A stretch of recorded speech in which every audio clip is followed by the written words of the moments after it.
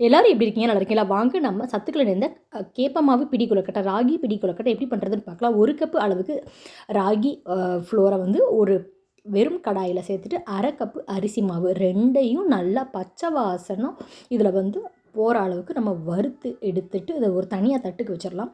சைடில் வந்து நம்ம வெல்லத்தை கரைச்சி வச்சிடலாம்.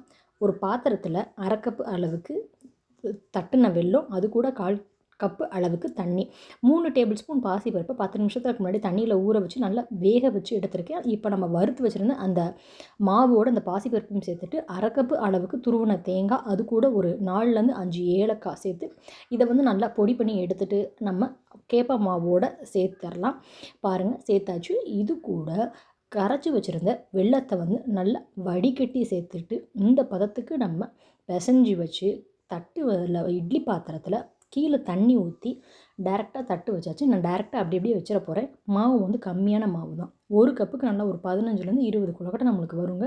இந்த மாதிரி சின்ன சின்ன கையில் வந்து பிடிச்சு குழந்தைங்க இருந்தாங்க அப்படின்னா அவங்கக்கிட்ட கொடுங்க. கட்டாயம் நம்மளுக்கு வந்து ஹெல்ப் பண்ணுவாங்க. ஹெல்ப் பண்ணலைனாலும் பண்ண சொல்லுங்கள். நல்லா ஜாலியாக பிடிப்பாங்க. இந்த மாதிரி பிடிச்சு வச்சுட்டு ஒரு 10 நிமிஷம் இந்த கொழுக்கட்டை எல்லாத்தையும் நம்ம வேக வச்சு எடுத்துடலாம். எப்போதும் நம்ம கடையில் வாங்குறத விட இந்த மாதிரி ஆரோக்கியமாக நம்ம செய்யும்போது மனசுக்கு ஒரு வகை திருப்தி, அதே போல் குழந்தைங்களுக்கு வந்து நல்லா சத்துக்கள் நிறைந்த உணவுகளை கொடுத்த மாதிரியும் இருக்கும்.